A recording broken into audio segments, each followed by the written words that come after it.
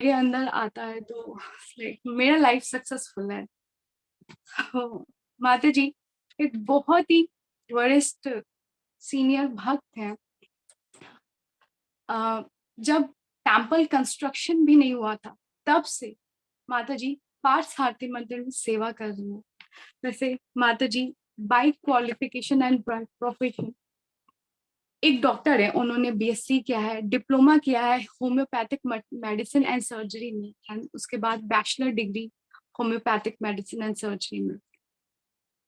माता जी स्टार्टिंग से ही, बचपन से ही बहुत ही टैलेंटेड रही हैं एंड उनकी आध्यात्मिक जीवन में हमेशा से रुचि रही है। माता जी का विवाह प्रभु जी के साथ, जैसे आप सब लोग जानते हैं, माता जी हिज ग्रेस कृष्ण प्रिया प्रभु जी की वाइफ है। एंड जब माता जी का शादी तो वैसे प्रभु जी के साथ एक मैट्रिमोनियल रिश्ते के थ्रू आया था, एंड दैट टाइम माता जी वाज नॉट नोइंग कि प्रभु जी इनिशिएटेड डिवोटी हैं एंड कृष्ण कॉन्शियस में है, इस्कॉन से जुड़े हैं। माता जी को कुछ भी आइडिया नहीं था। तो माता जी के ऊपर स्टार्टिंग से कृष्ण की स्पेशल ब्लेसिंग्स रही है। हम देखते हैं कि आज हम लोग कितना स्ट्रगल करते हैं एक डिवोटी पार्टनर ढूंढने के लिए, लेकिन माता जी के पास प्रभु जी मैट्रिमोनियल साइड के थ्रू खुद चल के आ गए थे। तो एक विशेष कृपा स्टार्टिंग से कृष्णा की माता जी के ऊपर रही है कि इन्हें भक्ति में तो आना ही था। एंड जब माता जी प्रभु जी के साथ इतना बेस्ट कोऑर्डिनेट किया, दोनों मिलके आइडियल गृहस्थ कपल है। माता जी ने पहली बार भगवत गीता लाइक साफ सफाई करते हुए घर की पढ़ी थी। माता जी उस वक्त कृष्ण कॉन्शियस इंट्रोड्यूस नहीं हुई थी, तो फिर जब फर्स्ट टाइम माता जी ने भगवत गीता पढ़ा, ऐसे साफ करते करते शेल्फ में पढ़ा ये कैसी बुक है, एंड जब वो पढ़ना स्टार्ट की तो पढ़ती गई, मतलब कि साफ सफाई छूट गई। फिर सुबह से शाम हो गए, प्रभु जी आते थे, तुमने कुछ किया नहीं। माता जी तो भगवत गीता पढ़ती रह गई। तो इतना इंटरेस्ट माता जी को भगवत गीता पढ़ने में फर्स्ट टाइम आया था। वैसे मैं आपको बताना चाहूंगी, माता जी डेली वन श्लोक लर्न करती हैं आज भी। माता जी के वैसे श्लोका लर्निंग है हमेशा से इंटरेस्ट रहा है। तो ऐसे माता जी भक्ति में इंट्रोड्यूस हुई, एंड माता जी 1990 में भक्ति में आई, एंड बहुत ही जल्द गुरु महाराज जी ने इनिशिएट कर दिया था। 1991 में माता जी की दीक्षा हो गई थी। माता जी ब्राह्मण इनिशिएटेड भी हैं। उस वक्त तो मैं पैदा भी नहीं हुई थी जब से माता जी भक्ति कर रही हैं, सेवाएं कर रही हैं मंदिर के लिए। आज हम देखते हैं कि हम पार्थसारथी मंदिर के कोने कोने में एंजॉय करते हैं, लेकिन माता जी ने उसी मंदिर में सेवा कर करके, प्रचार कर करके ये मंदिर खड़ा किया है। तो वी आर सो फॉर्चुनेट कि माता जी हमारे साथ हैं। माता जी भक्ति शास्त्री कोर्स की है एंड टीचर ट्रेनिंग कोर्स भी की हुई है। माता जी की जो पहली सेवा गुरु महाराज जी से उनको मिली थी, महाराज जी की कुकिंग की सेवा मिली थी। महाराज जी के लिए जब माता जी कुकिंग करती थी, महाराज जी को बहुत अच्छा लगता था माता जी के प्रसाद पाना। माता जी को माता जी के हाथ के बहुत ही वेराइटीज महाराज जी को पसंद है, जैसे कि मुझे कुछ पता है लाइक ब्रेड एंड गाजर का हलवा। लास्ट ईयर की बात है जब गुरु महाराज जी के किचन में मैं खड़ी हुई थी, एंड सभी माताएं कुकिंग ऑलमोस्ट कर दी थी, एंड माता जी लास्ट में आती हैं। इतने सारे वैरायटीज कुक करने के बाद सब माता जी से रिक्वेस्ट करिए, माता जी महाराज जी तो कुछ खाते ही नहीं है, आप ही खिला सकती हैं। सो माता जी से स्पेशली रिक्वेस्ट किया गया था कि लाइक माता जी के प्रेजेंस में महाराज जी शायद कुछ खा सकते हैं। तो माता जी का महाराज जी के साथ इतना घनिष्ठ संबंध है। अ, इतने टाइम से माता जी महाराज जी की कुकिंग सेवा कर रही हैं। माता जी गार्लैंड सेवा भी करती हैं टेम्पल में, पाठ सारथी इतने सुंदर दिखते हैं। एंड माता जी को महाराज जी ने बच्चों के लिए एक स्कूल खोलने को बोला था। तो माता जी ने भक्त प्रहलाद स्कूल खोला। जब बच्चे उस वक्त छोटे छोटे थे, भक्त प्रहलाद जब स्कूल खोला उन्होंने, तो बच्चों की नीड पे देखा कि अरे बच्चे तो अब बड़े हो रहे हैं, उनको फर्दर और गाइडेंस, भक्ति में और गाइडेंस की जरूरत है। तो फिर माता जी ने भक्तों की नीड को देखते हुए इस्कॉन यूथ फोरम खोला। एंड उसके बाद फर्दर महाराज जी ने इन्हें बोला, why don't you save all girls. उसके बाद माता जी ने इस्कॉन गर्ल्स फोरम खोला, एंड माता जी इस्कॉन गर्ल्स फोरम की डायरेक्टर है। आज माता जी के अंडर ऑलमोस्ट 18 भक्ति वृक्षा ग्रुप चलते हैं। बहुत बड़ी बात है। माता जी सारी भक्ति वृक्षा ग्रुप को टाइम देती हैं, इतने सारे बच्चों को गाइड करती हैं। लाइक बहुत लाइक माता जी ऑल टाइम अवेलेबल रहती है हमारे लिए, हम सभी गर्ल्स के लिए। माता जी के माता जी का स्टार्ट, माता जी तो बचपन से बहुत टैलेंटेड रही हैं। तो माता जी जब कृष्णा कॉन्शियस में आई तो उन्होंने अपना सारा का सारा टैलेंट कृष्ण भक्ति में लगा दिया। माता जी बहुत सारे इंस्ट्रूमेंट प्ले करती हैं, बहुत ही एक्सपर्ट हैं। माता जी मृदंगा से बहुत अट्रैक्ट हुई थी जब वो आई कृष्णा कॉन्शियस में। एंड माता जी आज बहुत अच्छा मृदंगा प्लेयर है। माता जी बेस्ट डांसर हैं, बेस्ट ड्रामेबाज भी हैं। और उसके बाद माता जी को तो मैं बस बोलते जाऊंगी बोलते जाऊंगी, बोलने का तो कोई लिमिट ही नहीं है माता जी के ग्लोरिफिकेशन में। सो माता जी आज के डेट में इतनी सारी गर्ल्स को मैनेज करती हैं। माता जी के अंडर बहुत सारे लीडर्स पार्थ सारथी से निकले हैं।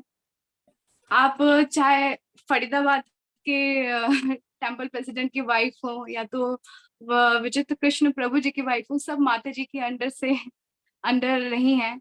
एंड माता जी one of the ground based होती हैं। सो इतने सीनियर वरिष्ठ भक्तों का हमें संग प्राप्त करने का मौका मिला है। माता जी बहुत ही प्योर है। एंड माता जी ने अपने प्योरिटी से, अपने लव से सबको अट्रैक्ट कर लिया है। जैसे कि हम देखते हैं कि प्रभुपाद जी के पास हमेशा गुलाब जामुन के छोटे छोटे गुलाब जामुन जार भरे रहते थे गुलाब जामुन से सभी भक्तों के लिए। ऐसे ही माता जी के हृदय में सबके लिए प्रेम भरा रहता है। इवन कोई फर्स्ट टाइम भी मिलता है, माता जी उसको गले से हग कर लेती हैं एंड इतना प्यार देती हैं कि सब उनसे इतना अट्रैक्ट हो जाते हैं कि बस दोबारा कोई माता जी को छोड़ ही नहीं पाता है। एंड एवरीवन डिजायर कि माता जी का उनको पर्सनल एसोसिएशन मिल सके। माता जी गृहस्थ काउंसलर भी हैं। सो हम सभी लोग इतने सीनियर माता जी को वेलकम करते हैं एंड लाइक आशा करते हैं उनसे हम लोग आज कुछ सीख सकें एंड अपने लाइफ में प्रैक्टिकली अपने जीवन में कुछ उतार सकें। Hare Krishna. Hare over to you Krishna. माता।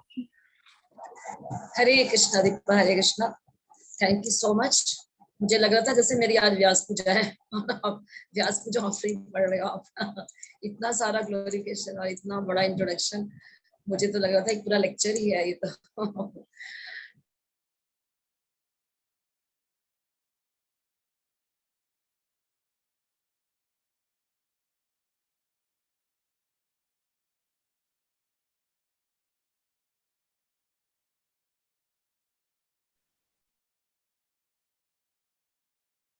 हरे कृष्णा। कोई हरे रिस्पॉन्ड? कृष्णा कृष्णा। माता जी, थोड़ा सा वीडियो तो लेट अस पॉज हो स्टार्ट। गया था आपका। क्या करूं? माता जी आपको थोड़ा सा वीडियो पॉज हो गया था बीच में। पॉज हो गया ओके था? अच्छा, अभी वही मैं जानना चाह रही थी। एक मिनट में चेक करती हूँ। इसमें ना मोबाइल, हाँ दोनों ही लगे हुए हैं इसमें। वाईफाई भी लगा है और मोबाइल डाटा भी है। अगर आप कहोगे तो मैं चेंज कर दूं उसको, मोबाइल डाटा पे कर दूं क्या? हरे Krishna. So thank you very much for giving me this opportunity to talk with all of you. तो सभी का स्वागत है आज के इस कार्यक्रम में। और वैसे तो मैं 8 बजे या 8:15 बजे मंदिर में गार्लैंड सर्विस के लिए निकल जाती हूँ, पर आज मेरे को बहुत दिन से लोग ट्राई कर रहे थे कि मैं कोई टाइम दूं, तो मैं समझ नहीं पा रही थी कि कौन सा टाइम दूं मैं। तो एनी हाउ, और कल मैंने देखा कि आप लोग सब बहुत अच्छी तरह से पूरा ग्रुप जो है वो रिसाइट कर रहा था श्लोका। 5वां अध्याय आप लोगों ने रिसाइट किया और फिर एक प्रभु जी आए जो श्लोका भी पढ़ रहे थे। तो मुझे अच्छा लगा कि ये बहुत ही अच्छा ग्रुप है ये, और आप लोगों का मुझे भी एसोसिएशन मिलेगा तो अच्छा भक्तों के संग में। तो जो टॉपिक है आज का वो ये है कि मॉडर्न वुमेन, हाँ, और उसके जो चैलेंजेस है मॉडर्न वुमेन के, और जो वैदिक वुमेन है वो उनके क्या चैलेंजेस थे और क्या डिफरेंस है, और क्या वैल्यूज है हमारे जो वैदिक वैल्यूज है जिसको हम एक्सेप्ट कर सकते हैं और उसको आगे इस प्रैक्टिकली उसको अपनी लाइफ में इम्प्लीमेंट कर सकते हैं। तो आज जो है टेक्नोलॉजी इतनी एडवांस हो चुकी है ना, तो हमें हर जगह अब देखिए कि टेलीफोन, मोबाइल फोन्स का बम्बार्डमेंट है, बच्चे से लेकर बूढ़े तक सब लगे रहते हैं फोन पर, और हर कोई आइसोलेटेड हो गया है ना? हर कोई अपने अपने फोन में लगा रहता है। अगर 4 लोग बैठे हैं तो 4 लोग क्या करेंगे, आपस में इंटरेक्ट नहीं करेंगे, उनको इतना मजा नहीं आएगा इंटरेक्ट करने में। वो क्या करते हैं, सब अपने अपने फोन पे लग जाते हैं और अपनी तरह से एंजॉय करना चाहते हैं, अलग अलग वीडियोस देखते हैं। तो वैदिक सिस्टम में क्या था कि पूरा परिवार, जैसे बड़े बड़े परिवार होते थे, जॉइंट फैमिलीज होती थी, तो सारे लोग इकट्ठे मिलकर बैठते थे, अपनी लाइफ को शेयर करते थे। आज वैसा नहीं है, आज वैसे भी परिवार अलग अलग हो गया, जॉइंट फैमिली सब कहीं कहीं दिखाई देती हैं, इतनी है भी नहीं। हरे कृष्णा। ओके, तो हमें जो है मॉडर्न सिनेरियो में, मतलब कि कैसे इन सब चीजों को हमें, जो वैदिक वैल्यूज है उसको भी इम्प्लीमेंट कर सकते हैं, तो ये बहुत जरूरी है। जैसे आज वुमेन जो है वो नौकरी करने जाती हैं, तो और उन्हें क्या लगता है कि जो स्त्रियां घर में रहती हैं वो बच्चों को जो पालती हैं वो बहनजी हैं, बहनजी। हम तो जी मॉडर्न वुमेन है, मैं तो मॉडर्न वुमेन हूँ, मुझे तो पंख लग गए हैं, अब मैं उड़ रही हूँ, उड़। तो कोई बोलता है कि अरे आपके बच्चे तो घोंसले में रह गए, आप तो उड़ रहे हैं।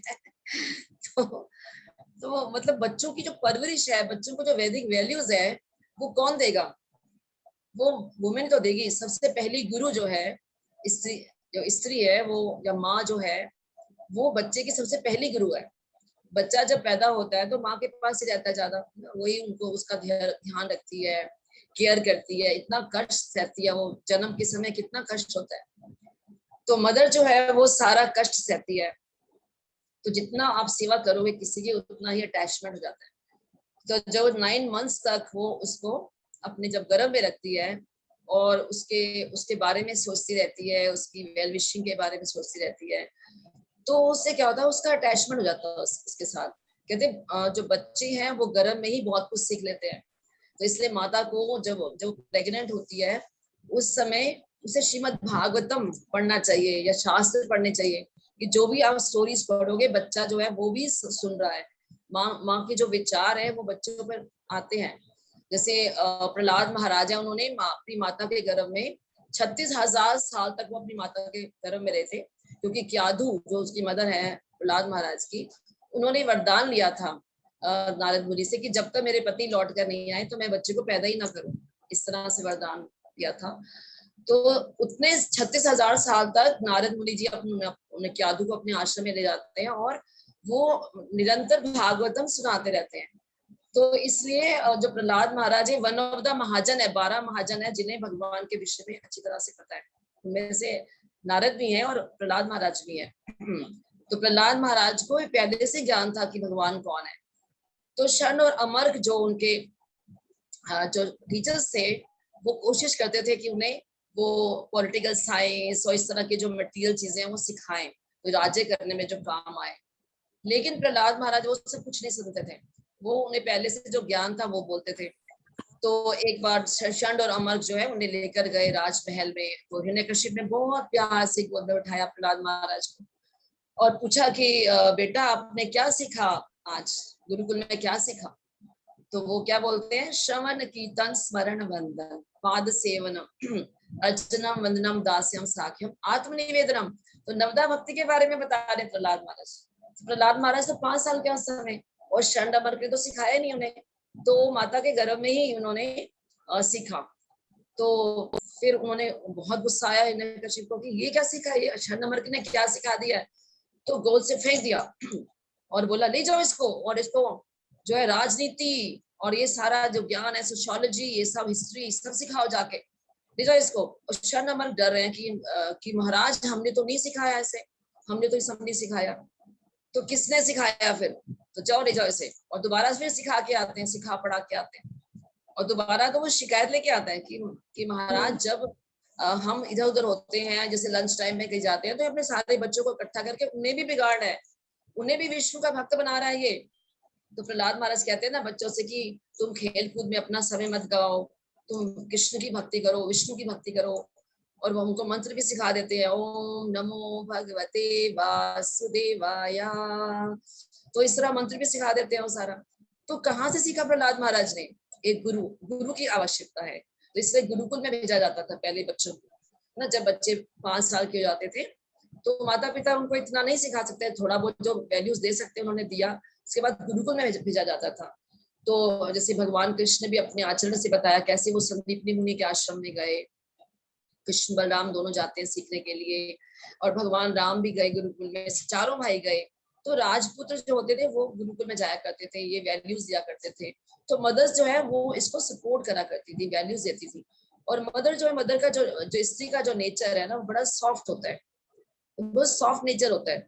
तो women has to be protected, ऐसा बोला। ये कोई गुलामी नहीं है। आज की वुमेन कहती है कि मैं हमें कैद कर दिया गया। वुमेन लिबरेशन का जो है झंडा लेके खड़ी है कि वुमेन लिबरेशन, बराबर है हम, मेन वुमेन सब बराबर है। तो इसमें प्रभुपाद जी बताते हैं, हरे कृष्णा चैलेंज एक बुक है, उसमें बताते हैं प्रभुपाद जी कि ये जो वुमेन लिबरेशन जो चलाया था, ये वुमेन ने नहीं चलाया था, ये किसने चलाया था? ये मैन ने चलाया था। क्यों चलाया था? ताकि वुमेन अपने घर से बाहर निकले और उन्हें एक्सप्लॉइट कर सके। तो ये बेवकूफ बनाया है तरह से। जब वुमेन अपने घर में रहती है, अपने घर में ही, तो प्रोटेक्टेड है। जब घर से बाहर निकलेगी तो मैन को इजीली अवेलेबल है, वो इंटरेक्ट कर सकता है। तो मैन और वुमेन का जो मिंगलिंग है आपस में, वो इतना फ्री नहीं होना चाहिए। लेकिन मॉडर्न सोसाइटी में क्या है कि मैन और वुमेन जो है आपस में फ्रीली मिलते हैं, है ना। और आपस में क्या होता है कि वो ज्यादा इंटरेक्ट करते हैं, फिर उनकी अटैचमेंट भी हो जाती है। तो ऐसे एक ऑफिस था, उसमें क्या था, एक बॉस था और उसकी एक सेक्रेटरी थी। तो बॉस बोलता है सेक्रेटरी से, उन दोनों क्योंकि इकट्ठे काम करते थे, उनकी अटैचमेंट हो गई। तो बॉस ने कहा सेक्रेटरी से, क्यों ना हम शादी कर लें आपस में, मैं इतना कमाता हूँ और तुम भी कमाती हो, दोनों अपना मिलकर घर चलाएंगे। तो सेक्रेटरी बोलते लेकिन मैं तो मैरिड हूँ और बॉस भी मैरिड था।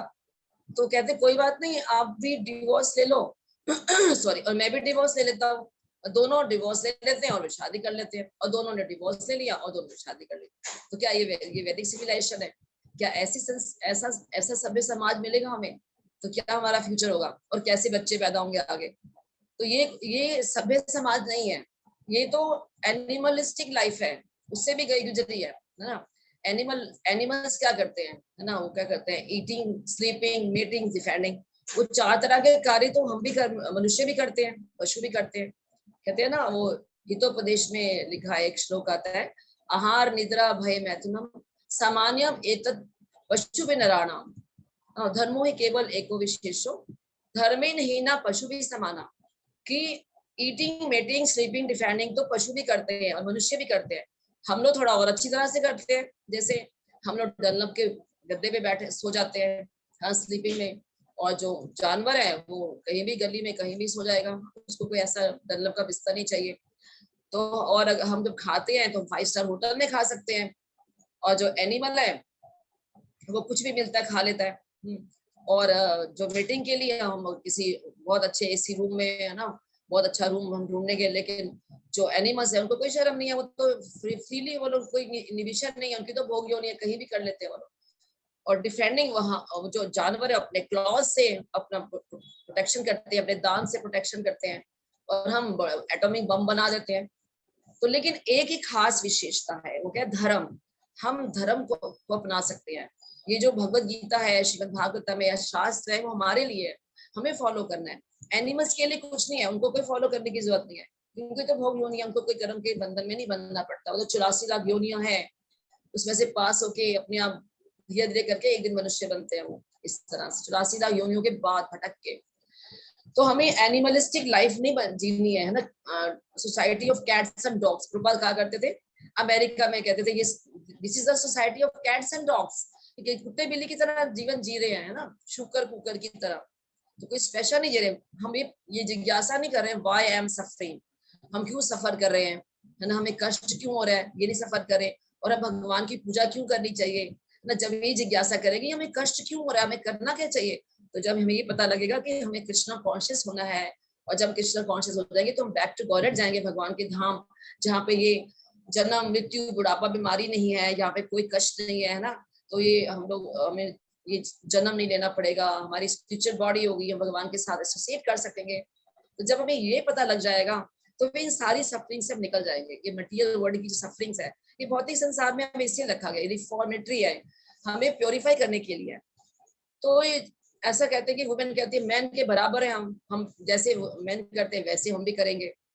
तो वो भी आज पायलट भी बन रही है, और कई चैलेंजेस इसको आते हैं ना, तो वो मतलब ट्रैफिक वहां पे भी खड़ी होती है, हर जगह मतलब वुमेन है वहां पर आजकल, बराबरी करते हैं हम लोग उसकी। लेकिन वुमेन की जो बॉडी है ना, वो बहुत मतलब बहुत डेलिकेट है, वो इसके सब चीजों के लिए नहीं बनी है।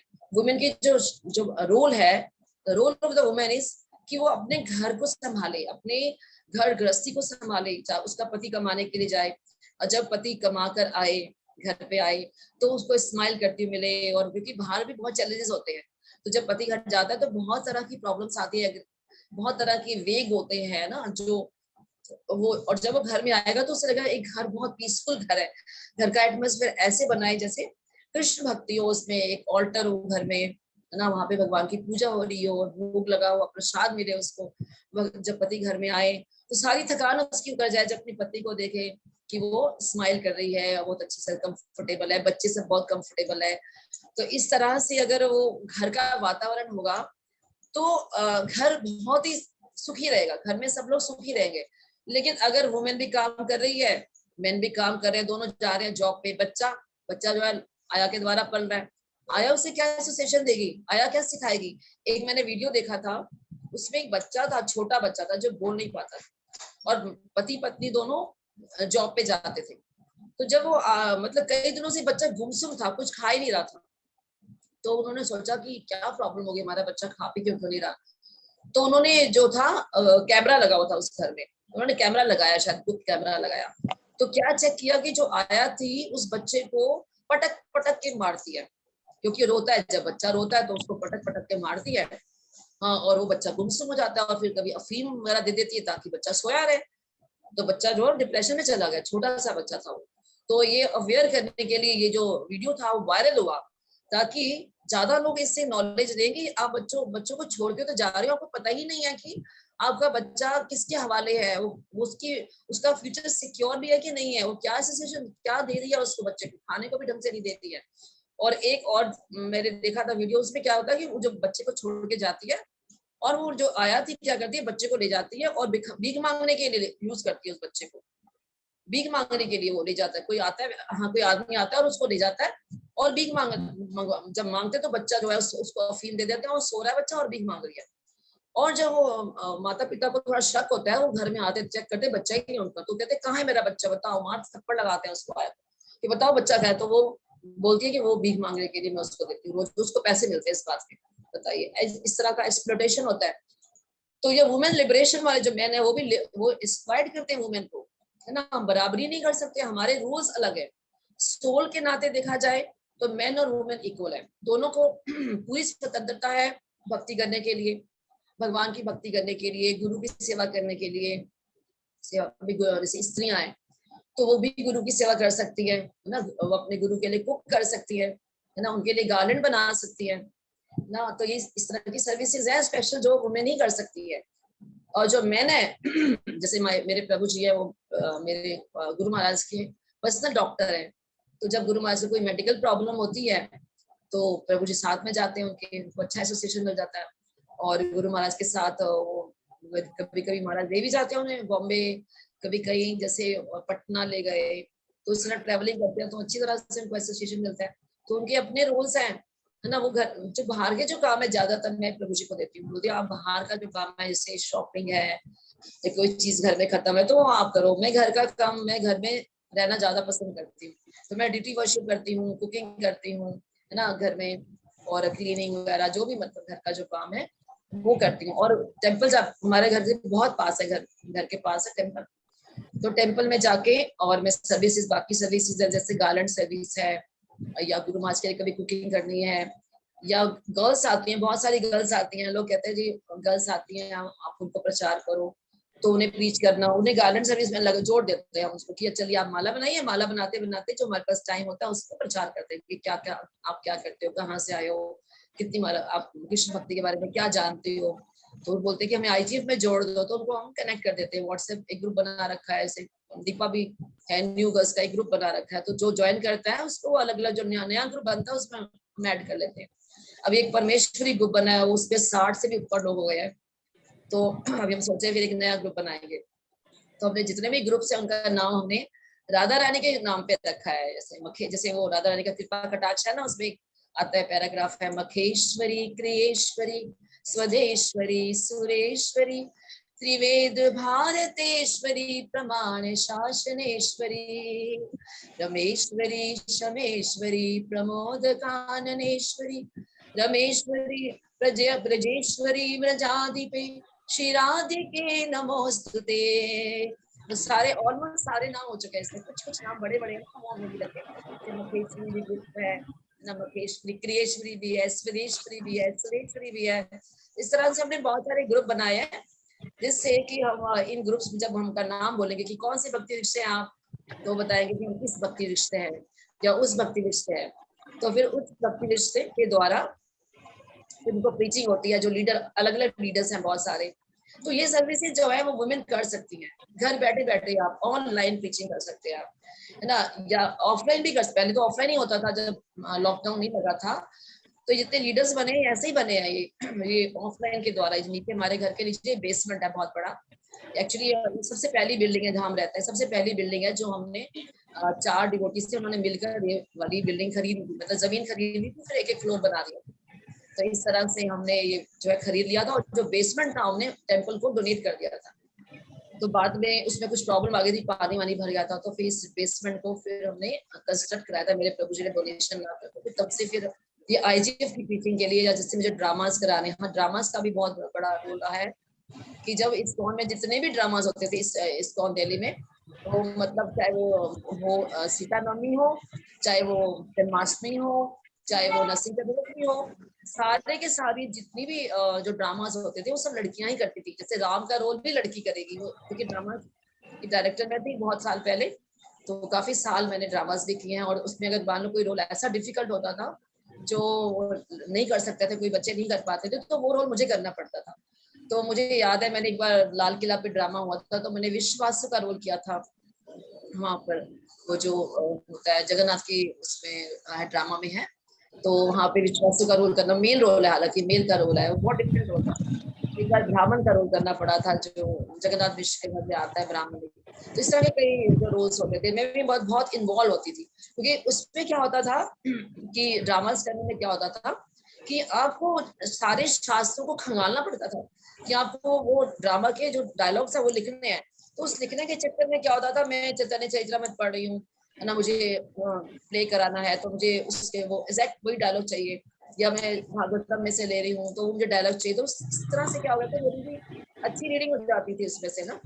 और फिर बच्चों को सिलेक्ट करना, फिर बच्चों को एंगेज करना, और बहुत बड़ी बड़ी टीम, छोटी टीम नहीं होती थी। एक बार मिस इंडिया आई थी हमारे मंदिर में, मिस इंडिया आई थी, और इस समय जन्माष्टमी का प्रोग्राम था, और बच्चों ने फूलों की होली खेली थी, तो डांडिया के साथ और फिर फूलों की होली खेली थी। उसने बहुत एंजॉय किया था। वो हमारे पास एक क्लिप भी है जो टीवी में दिखाई गई थी।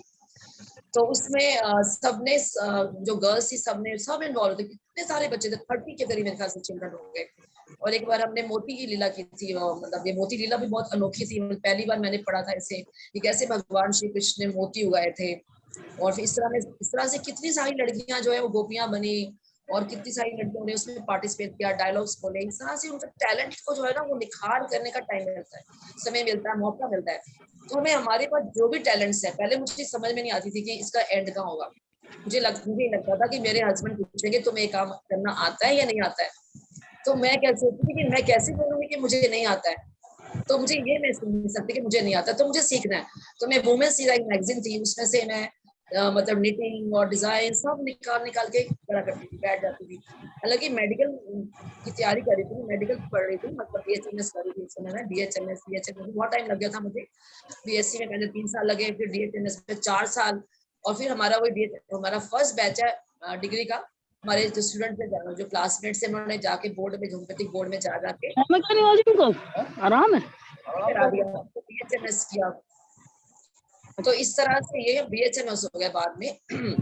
तो 6 साल का कोर्स था, तो उसमें मैंने फिर जितने भी टैलेंट्स जो थे मेरे को, जो मैं सोचती थी कि मेरे को गृहस्थ आश्रम में जब मैं जाऊंगी तो मुझे जरूरत पड़ेंगे, तो मैंने सीखे वो सारे। कुकिंग के लिए भी मैंने कोर्स किया, स्टिचिंग के लिए भी किया, सब करे।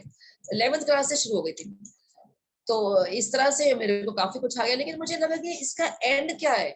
आई am jack of all arts but master of none. मैं मास्टर तो किसी में भी नहीं हूँ, है ना। मैं गिटार भी सीख लिया, मैंने हारमोनियम भी सीख लिया, मतलब उसका यूज क्या है, what is the perfection of that. तो मुझे ये समझ में नहीं आ रहा था। तो फिर जब मैं कृष्णा कॉन्शियस में आई, मेरी डिवोटी से जब मेरी मैरिज हुई तो मुझे इस्कॉन में लेकर आए। तो मैंने जब पहली बार मृदंग जाते देखा तो मुझे तो बस उसे कैप्चर ही कर लिया। मुझे लगा ये जो साउंड है, ये जो मंत्र है, ये यहाँ इस भौतिक संसार का है ही नहीं, ये तो किसी और वर्ल्ड का है। ये कहाँ से आया, मुझे तो सीखना है इससे। और जब मैंने श्लोका सुना पहली बार, मैंने पत्रम पुष्पम फलम, तो मेरी एक कैसेट में रिकॉर्डेड था। जब मैंने पहली बार वो सुना तो मेरे पूरे बॉडी में करंट हो गया कि ये क्या चीज है। क्योंकि मैं हर फिल्मी गाने को साथ में गाती थी, चाहे वो रूना लैला का गाना हो, चाहे किसी का गाना हो, आवाज में मैं कोशिश करती थी गाने की। तो जब मैंने ये सुना पत्रम पुष्पम फलम तोयम यो मे भक्त्या प्रयच्छति तदहं भक्ति उपहतम कृष्णामि प्रियतात्मना। इस तरह से हर श्लोक को गाया था। तो मैंने सोचा ये श्लोक इतना अमेजिंग, ये क्या चीज है, जब मेरे को भी गाना है इसके साथ। तो मैंने खोजा और मुझे भगवत गीता मिली, और इस तरह से फिर मैंने मेरा सबसे फेवरेट श्लोक है ये 9th चैप्टर का 26 नंबर, इसलिए क्योंकि मेरा सबसे पहला श्लोक जो मैंने सुना था, मेरे पूरे बॉडी में करंट दौड़ गया था कि ये तो कोई इस वर्ड का ही नहीं लग रहा, ये वाला गाना मुझे गाना है। तो भगवान का गीत था वो एक्चुअली।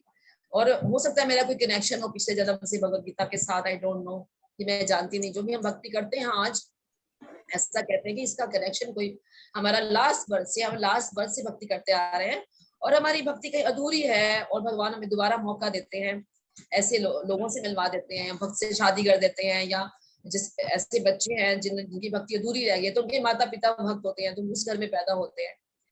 तो इसलिए हमें जब भी हम करें तो वैदिक सिस्टम को अपनी लाइफ में अपनाएं।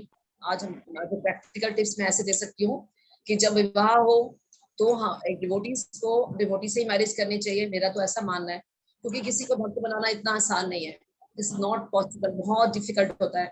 पता नहीं कितने गैलन खून देना पड़ता है गीत बनाने के लिए। तो मेरा ऐसा मानना है कि अगर कोई भक्त है, लड़की भक्त है, अगर मुझसे पूछती है कि मुझे जो है मैरिज करनी है, तो मैं किससे मैरिज, मेरे पेरेंट्स नॉन डिवोटी से मैरिज कराना चाहते हैं, तो मैं बोलती हूँ कि नहीं, बिल्कुल नहीं, आप इस पे स्टैंड लीजिए, आप पक्की रहिए। आप चाहे अदर कास्ट में मिल जाए कोई भी प्रॉब्लम नहीं है ना, अदर कास्ट में मिल जाए कोई दिक्कत नहीं, लेकिन डिवोटी होना चाहिए आपकी लाइफ में। Krishna should be in the centre, वो गोल होना चाहिए, बाकी चीजें अपने आप एडजस्ट हो जाएंगी। अगर कृष्ण बीच में है तो किसी भी कास्ट से, किसी भी क्रीड से, कहीं से भी हो आप। अभी हमारे यहाँ मंदिर में कपल्स है, एक हस्बैंड अमेरिका से है, वाइफ इंडिया से है, ऐसे भी कपल्स है, और उनका बहुत अच्छे आपस में जो है फ्रिक्वेंसी है, क्योंकि कृष्णा बीच में है ना, कॉमन है ना। कृष्णा सब समझ सकते हैं कि हाँ, अगर उनको लेक्चर लेना है, जैसे मेरे प्रभु जी को लेक्चर लेना है, मैं समझती थी हाँ वो प्रचार कर रहे हैं, मुझे लेक्चर देना, तो उन्हें पता है, वो सपोर्ट करेंगे। तो इस तरह से एक दूसरे को सपोर्ट करके ही आगे बढ़ सकते हैं। अगर दोनों एक प्लेटफॉर्म पे नहीं है तो आपस में लड़ाइयाँ होंगी, घर सुखी नहीं हो सकता है। तो मेरा ऐसा मानना है कि हमें जब भी गर्ल्स को मैरिज करनी हो तो उसको एक कृष्णा कॉन्शियस डिवोटी, जो अच्छा डिवोटी हो, जो उसे आगे ले जाए, उससे मैरिज करें। मैं तो अपनी गर्ल्स को यही सलाह देती हूँ। और जो लड़कियों ने सलाह मानी है वो आज बहुत सुखी है, बहुत खुश है, और जिन्होंने सलाह नहीं मानी है वो ब्लूप हो गई है, बहुत तरसती हैं कि हम काश काश आपकी बात मान जाते, है ना। तो वो अभी बहुत मुश्किल से 1-2 माला कर रही हैं, आगे नहीं बढ़ पा रही हैं वो ना। तो जो लड़कियां जिन्होंने डिवोटी लड़कों से शादियां की हैं, वो लड़के भी दीक्षित हैं और लड़कियां भी दीक्षित है, सारा परिवार ही दीक्षित है, उनके माता पिता, उनके भाई, सब पति, सब दीक्षित है। तो एक परिवार को मैं जानती हूँ, उसमें 11-12 लोग दीक्षित भक्त हैं, गुरु महाराज के डिसाइपल्स हैं। तो वो लड़कियां, उस घर में 4-4 लड़कियां हमारी हैं जो IGF से हैं। तो हमें गर्ल्स को इस तरह से ट्रेन करना चाहिए। और जब मैरिज हो जाए तो फिर गर्भाधान संस्कार होना चाहिए सबसे पहले, विवाह संस्कार के बाद गर्भाधान संस्कार। गर्भाधान संस्कार में क्या होता है कि आप 50-50 माला दोनों करोगे, उसके बाद यूनियन करोगे, मिलोगे आपस में, और भगवान से प्रे करोगे कि एक भक्त को भेजो हमारे घर में, कोई डिवोटी हो। जब बच्चा घर में आएगा तो फिर क्या घर का माहौल ही अलग होगा। अगर आपके बच्चे अच्छे निकल आते हैं, है है ना कृष्णा कॉन्शियस, तो आपकी टेंशन खत्म, क्योंकि बच्चा जो है वो ड्रग्स में नहीं जाएगा, वो इंटॉक्सिकेशन नहीं लेगा, वो इस तरह की चीजों में पड़ेगा ही नहीं, है ना, परिस्थिति गमन नहीं करेगा, है ना, लड़की बाजी, गर्लफ्रेंड्स ये बनाना, उसको वैल्यूज पता होंगी, उसे वैदिक वैल्यूज पता होंगी कि क्या करना है उसे। तो इस अगर ऐसे बच्चों के संस्कार जो अगर हम देते हैं, जैसे बॉयजी में एक माता जी अरुदा माता जी, वो होम स्कूलिंग करती है और पेरेंटिंग पे भी क्लासेस देती हैं। वो अभी रिसेंटली हमने अटेंड किया उनकी क्लास, और मैंने अपने फेसबुक पे भी लाइव किया था। उन्होंने अपने दोनों बच्चों को अपने घर पे होम स्कूलिंग किया, और होम स्कूलिंग करके उन्होंने कहाँ से पढ़ाया, श्रीमद् भागवतम से पढ़ाया उन्होंने बच्चों को, वहां से सारे वैल्यूज दिए, और बच्चे इतने अच्छे बच्चे निकले हैं, वो आज इतना अच्छा प्रचार कर रहे हैं। उसके जो बच्चे हैं वो भी पेरेंटिंग की क्लासेस में उनके साथ सेमिनार में साथ जाते हैं, लड़का वो वहाँ कीर्तन करता है, वो मम्मी के साथ एक सेशन वो लेता है, एक सेशन मम्मी लेती है, तो कितना अच्छा है। बच्चों को उन्होंने एंगेज किया, मुझे बताया उन्होंने कि हमें बच्चों को एंगेज करना है, मतलब उनको वैल्यूज देनी है, एक मतलब कृष्णा कॉन्शियस एक्टिविटीज में एंगेज करना बच्चों को, और बच्चे इससे बहुत मतलब खुश रहेंगे, क्योंकि हमारी जो सोल है ना, उसको खुराक तभी मिलेगी जब वो कृष्ण के साथ होंगे। हमारा जो वर्टिकल रिलेशनशिप है ना, वो कृष्ण के साथ है, भगवान के साथ कनेक्शन है, और हॉरिजॉन्टल जो है हमारा परिवार के साथ है। अगर ये सारा परिवार भी कृष्णा कॉन्शियस हो जाता है, तो फिर क्या होगा, हमारा वर्टिकल और हॉरिजॉन्टल जो है बराबर हो जाएगा, सारा रिलेशनशिप जो है कोई कंफ्यूजन नहीं होगा उसमें। और कंफ्यूजन कब आता है, जब परिवार में एक जना भक्त है, एक जना भक्त नहीं है, एक जना प्याज खा रहा है, एक जना जो है प्याज नहीं खाता, वो प्रसाद खाता है, तो बहुत प्रॉब्लम्स आती है। एक माता जी मेरे को मिलती है, टेम्पल में आती है, माला भी बनाती है, तो वो उनकी सासू माँ ने ऐसा कहा कि तुम जो हो मंदिर चली जाती हो रोज, और तुम ऐसे अपना अलग निकालती हो, भोग निकालती हो, है ना, प्याज लहसुन नहीं डालती हो, तो उससे वो ना मतलब उससे फिर क्या किया, चुपके से आना शुरू कर दिया मंदिर में, देर से आना शुरू कर दिया। और जब मैं देखती थी उसको, वो खुश नहीं रहती थी, रोती रहती थी। जब मैं उसको देखती वो रोती रहती थी, तो मैंने, आप रो क्यों रहे हो? कह रहे मैं खुश नहीं हूँ क्योंकि मेरी सासू माँ मुझे ताने देती है ना, और मैं अब चोरी से मतलब ऑफिस जाने से पहले मैं आती हूँ मंदिर में। तो मैंने उन्हें सिखाया कि आपने इन बातों पर ध्यान मत दो, आपको जो करना है, जिसमें आपको खुशी मिल रही है, आप कृष्ण के अलावा कृष्ण से दूर जाओगे तो खुशी नहीं मिलेगी। सॉरी। तो आप जैसा करते हो वैसा करो। अगर वो उनको प्रॉब्लम है तो आप उनका प्याज वाला अलग कर दो, अपना अलग कर लो, अपना भोग लगा लो, वो खा लो आप, उनका प्याज वाला जो लहसुन वाला वो अलग कर दो, है ना, आप मत खाओ उसे। और मंदिर, जहाँ तक मंदिर की बात है, आप बता दो साफ कि मुझे मंदिर जाने से खुशी मिलती है ना, तो आप क्लियर कर दो, मतलब बी असर्टिव। ऐसा नहीं कि चुप चुप के आ रहे हो और आप खुश भी नहीं हो, वो भी खुश नहीं है, और एक कोल्ड वॉर चल रही है। तो फिर उन्होंने ऐसे किया, और अब वो बहुत चहकती है, बहुत अच्छी, बहुत खुश है। फिर दोबारा से वो गार्डन सर्विस में भी आ गई है, माला भी बनाती हैं, आके खुश रहती है। भक्तों के संग में जब तक नहीं रहोगे आप, कैसे आप भक्ति कैसे होगी? तो जब हम गार्डन बनाते हैं तो बहुत सारे लोग होते हैं, मतलब पूरा ऑर्डर जैसे ना, चारों तरफ जो है माताएं होती हैं आपस में, और वो सब एक दूसरे से अपनी बात को शेयर भी करती हैं, कोई क्वेश्चन हो तो पूछ भी लेती हैं, है ना, तो बताती है। हम कभी कभी मिलके भजन भी गाते हैं, कीर्तन भी करते हैं। कल हमने कीर्तन किया, कल अचानक मुझे ध्यान आया कि वहां पे कोई कीर्तन नहीं कर रहा है और एक लड़की मृदंग बजाती थी। मैंने चलो फटाफट खा लिया स्लॉट, और हम भाग के गए और हमने कीर्तन किया, उसको बहुत अच्छा लगा। आधा घंटा हम लोगों ने कीर्तन किया, और बाद में डिवोटीज आए, फिर उन्होंने किया, कंटिन्यू किया। तो हम माताओं को हमें मंदिर में एक स्लॉट मिला हुआ है हर एकादशी के दिन 10 बजे से लेकर 11 बजे। कल हमारा स्लॉट है, कल एकादशी है, तो 10 बजे से लेकर 11 बजे तक हम वहाँ पे कीर्तन करते हैं। मृदंग, हारमोनियम, करताल सब माता ही बजाएंगी, और माता ही मतलब एक स्लॉट है, तो माता जी ये सेवा भी कर सकती हैं। भगवान को बड़ा अच्छा लगता है अपना नाम सुनना, अपना ग्लोरिफिकेशन किसको नहीं अच्छा लगता? तो भगवान से तो आया है ये भी, भगवान को ही तो सबसे अच्छा लगता है, उन्हें तो ग्लोरीफाई करना हमें। तो जब कीर्तन करते हैं तो भगवान को ग्लोरीफाई कर रहे हैं, तो ये भी हम कर सकते हैं अपनी लाइफ में। तो हम वो एक्टिविटीज करें जो हम, जिसमें गुरु प्रसन्न हो, जिसमें भगवान प्रसन्न हो, है ना, जिसमें वैष्णव प्रसन्न हो, ऐसी एक्टिविटीज करें हम। और 4 नियमों का पालन करें हम। 4 नियम क्या है ना, 4 नियम तो आप लोगों को पता ही होगा। 4 नियम तो सबको basic, no meat eating, no intoxication, no gambling, and no illicit sex. तो आज जो है वुमेन क्या कर रही है, फ्रीली मिक्सअप कर रही है ना, मैन वुमेन इकट्ठे मिल रहे हैं, गर्लफ्रेंड बीमारी है, बॉयफ्रेंड बनाना है।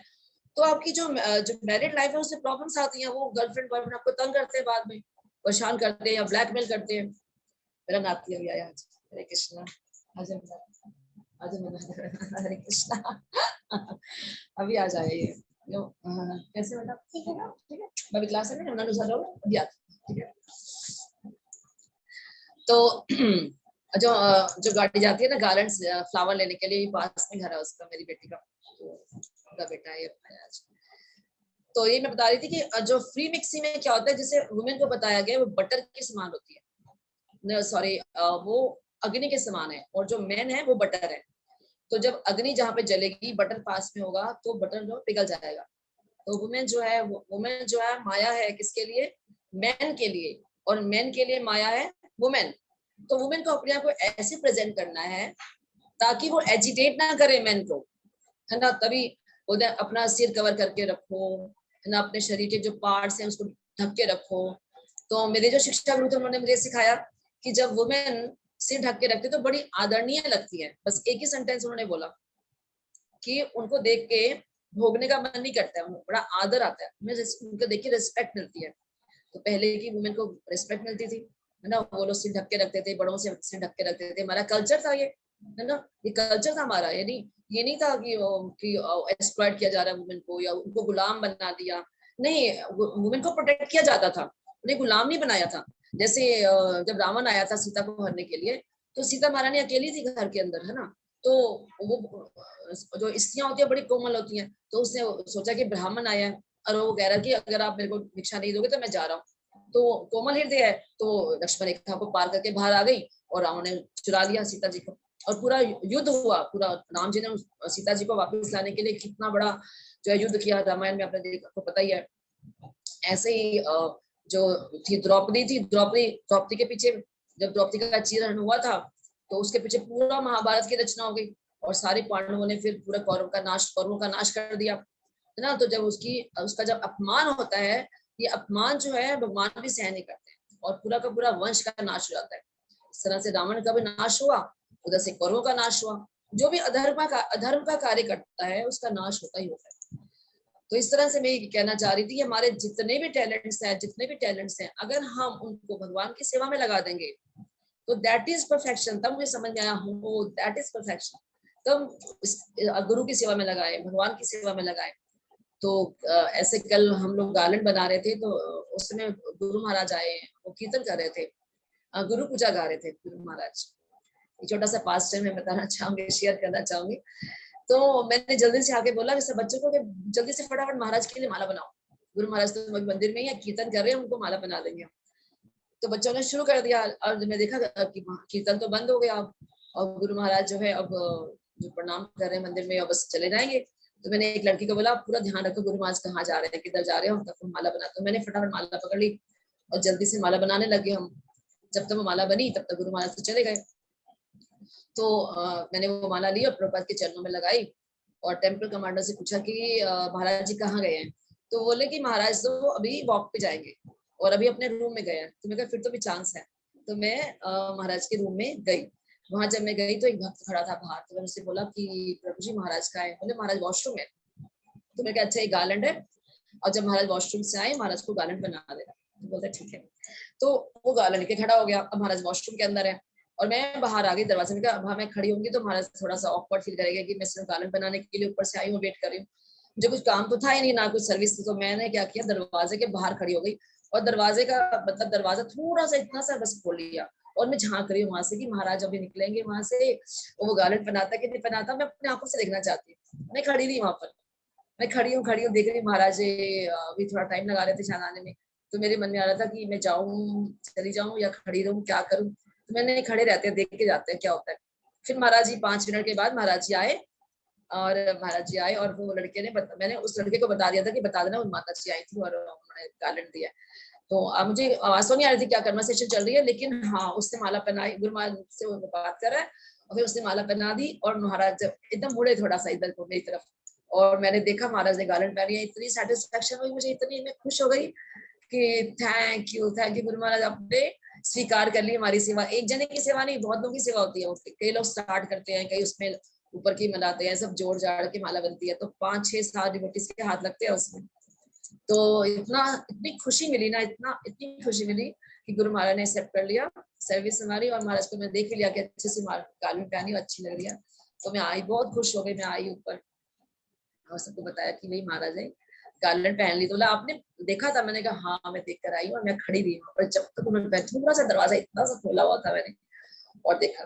तो दैट इज परफेक्शन। अगर आप के पास कोई भी टैलेंट है, कोई भी एनी टैलेंट, मान लो आपको ड्रामा करना अच्छा लगता है, तो आप जो भगवान की तरह ड्रामास होते हैं, कोई मंदिर हो आसपास, या ऑनलाइन भी जैसे टीचिंग होती है, हम जैसे महामिलन करते हैं, तो महामिलन में हमें ड्रामा की जरूरत होती है। मैं देखती हूँ नवजोगिंदर महाराज जो उधमपुर में है, उनके मैंने बहुत अभी देखे, यूट्यूब में अगर आप देखोगे भरे पड़े ड्रामास, बहुत महाराज को बहुत प्रिय है, और महाराज बहुत हंसते भी हैं ड्रामास को देख देख, बहुत ही इंटरेस्टिंग वे में उनके जो डिवोटीज हैं उनको हंसाने के लिए ड्रामास करते रहते हैं। तो बहुत ही मतलब इस तरह से अगर आपको, जैसे आपके पास आप डांस करना चाहते हैं, मुझे याद है कि मैं शादियों में बहुत डांस किया करती थी, कि पूरा टाइम ढोल के साथ डांस करती थी। अगर मतलब लड़के वालों के घर से लेकर लड़की वालों के घर तक, जब तक बारात वहां पहुंचती थी, तो वह खूब डांस करती थी। तो इतना स्टेमिना था मुझ में, तो वो स्टेमिना मेरा आज काम आ रहा है, कि वो मैं अब कीर्तन में डांस कर पाती हूँ। कई लोग मुझे कहते हैं कि माता जी आप इतना डांस कैसे कर लेते हो इस उम्र में, ये सब। एक वो जब कीर्तन होता है तो पैर रुकते नहीं है, अपने आप अंदर से खुशी मिलती है, अंदर से ही अच्छा लगता है। और संडे के दिन तो बहुत से मंदिर की जो लड़कियां माताएं सब आती हैं, तो बहुत ही अच्छा लगता है जब हम लोग मिलके सब डांस करते हैं। तो और कोई फेस्टिवल हो तब अच्छा लगता है। और इस तरह से कोई भी टैलेंट आपका हो, भगवान की सेवा में लगाओ। ऐसे अपने लिए, अपनी दिल की तृप्ति के लिए क्यों लगाओ, वो तो एक माया होगी ना। जब हम भगवान की सेवा में लगाते हैं अपने टैलेंट को, वो परफेक्शन है, भगवान ने दिया ना। वो बुद्धि आपको किसने दी है? भगवान ने दी है। मतलब जब भी आप इंटरनेट पे कोई चीज देखो कुकिंग की, तो उसको सबसे पहले सोचो भगवान को भोग लगाऊंगी मैं, तो भगवान को भोग लगाओगे, भगवान खाएंगे, फिर आपका पूरा परिवार जो है प्रसाद पाएगा। इससे अच्छा क्या हो सकता है? तो यही परफेक्शन है वुमेन की। वुमेन को ये नहीं, बराबरी नहीं, कंधे से कंधा मिला के चलना पति के साथ हो ही नहीं सकता, क्योंकि सोल के लेवल पे तो बराबर है, लेकिन रोल्स अलग अलग है। आदमी कोई प्रेग्नेंट नहीं हो सकता है, वो नहीं कंसीव कर सकता, वुमेन को ही करना पड़ेगा, चाहे कितना भी कष्ट हो उसको, वुमेन हैज टू कंसीव।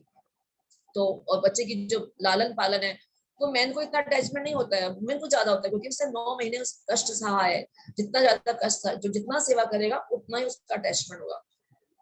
तो आई डोंट नो कितना समय है हमारे पास, और हम कुछ क्वेश्चन आंसर भी ले सकते हैं, चाहे तो 8 बज गए हैं। मैं इनवाइट करूंगी सबसे, कुछ क्वेश्चन अगर आपको कुछ समझ में नहीं आया, जो मैं कहना चाहती थी, मैंने प्रयास किया आप लोगों को अपना मैसेज करने के लिए, जो मैंने सीखा है इतने साल कृष्ण कॉन्शियसनेस में, तो मैंने वही कोशिश किया। आप अगर आपका कोई क्वेश्चन है तो आप पूछ सकते हैं, you are most welcome. Hare Krishna everyone.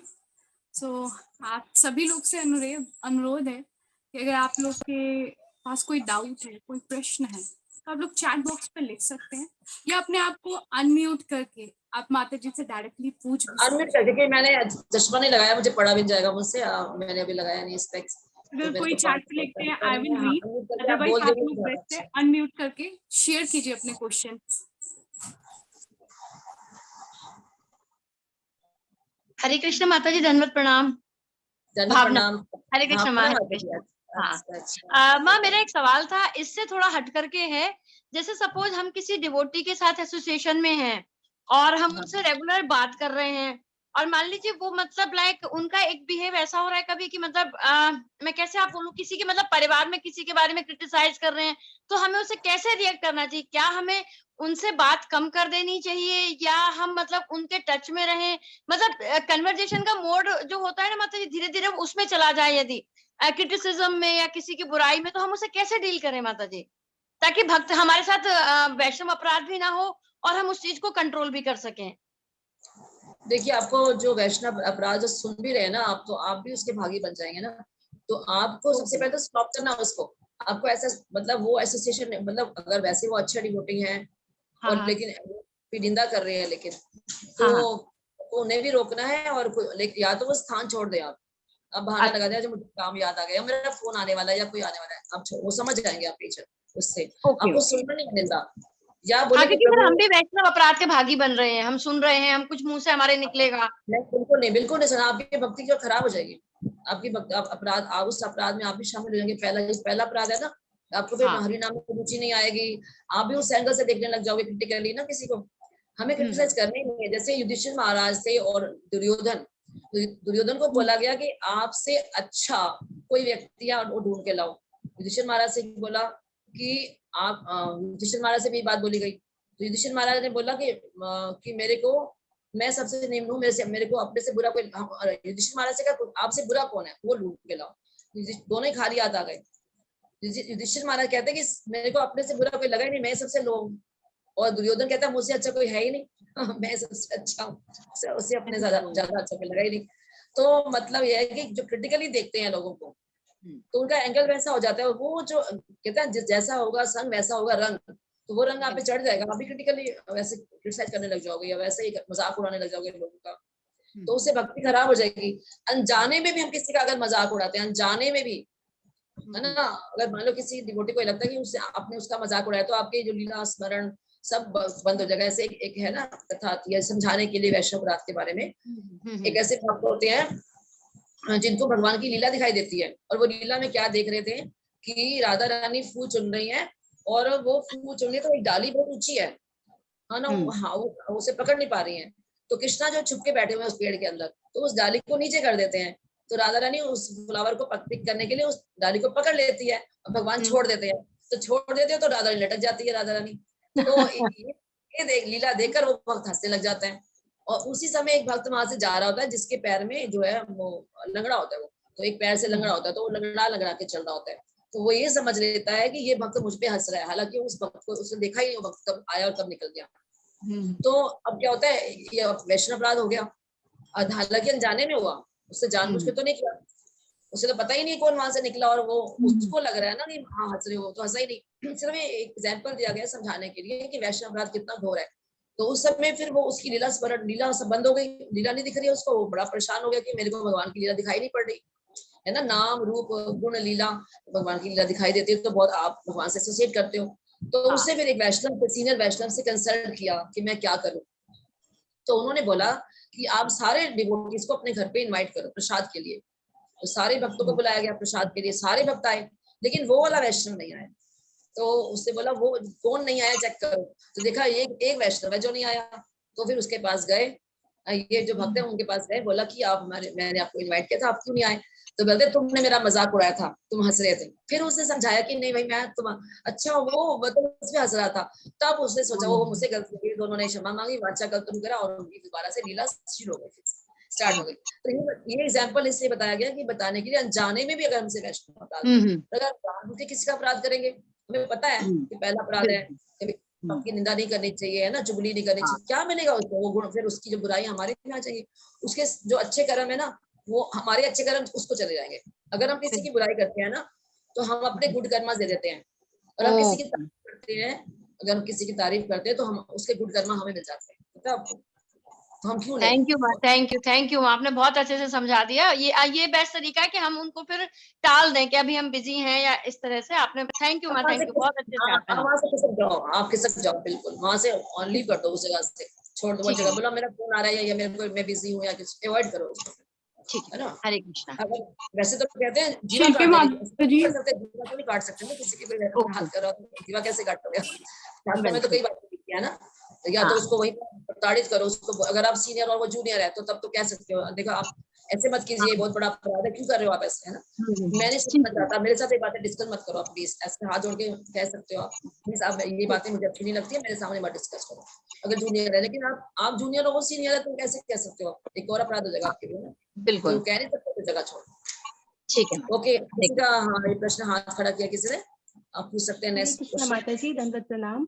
धन्यवाद, प्रणाम। कौन बोल रहे हैं, क्या नाम हाँ बताइए। हाँ माता जी, शिल्पी माता जी बोल रही हूँ माता जी। माता जी आपने शिल्पी। बहुत अच्छे से हाँ एक्सप्लेन किया। और माता जी इसमें मेरा एक सवाल था, जैसे आपने बताया कि भक्त होते हैं जैसे, तो जब शादी की बात आती है तो उनको भक्त से ही शादी करनी चाहिए। तो अगर ऐसा होता है कि जैसे शादी तो हो गई, हम भक्त नहीं थे, उसके बाद ही कुछ समय बाद जैसे भक्त बन गए, जैसे कि मेरे केस में हुआ था, तो जो अपोजिट जैसे कि फैमिली है या फिर आप प्रभु जी होते हैं, तो फिर वो लोग एकदम अलग ही हैं। जैसे आप तो धीरे धीरे भक्ति में सीखने लगे चीजें, और काफी कुछ बदलाव भी कर लिए अपने सारी चीजों में, तो उनको समझाना जब बहुत मुश्किल होता है, और सारी चीजें हम उन्हें लाइक क्लासेस भी सुनाते हैं, अपने साथ ले जाने की भी कोशिश करते हैं, तो वहाँ चीजें थोड़ी सी डिफिकल्ट हो जाती हैं। तो उसको शुरुआत कैसे करें माता जी, धीरे धीरे परिवर्तन थोड़ा शुरू हो। देखिए वुमेन के पास तो बहुत बड़े इंस्ट्रूमेंट्स हैं, बहुत मतलब जैसे कहते हैं ना किचन, ये तो मूवमेंट किचन मूवमेंट है ना, ये हमारा किचन मूवमेंट है। तो किचन से शुरुआत करते, प्रभुपाद ने भी ऐसे क्या किया, उन्होंने प्रसाद बनाया खिलाया। जैसे कोई उठ के जाने लगता था तो वहां पे स्पॉन बुलेट रखे होते थे, गुलाब जामुन, तो जैसे वो निकलने लगता था गुलाब जामुन खिला देते थे उसको, वो कहते खाओ, तो जैसे खाता था फिर बैठ जाता था, फिर और मांगता था तो और उसको बोलता था और दोबारा दोबारा निकलूंगा फिर मिलेगा, वो भी बैठ जाता था, फिर जब निकलता था फिर उसको इस्कॉन बुलेट।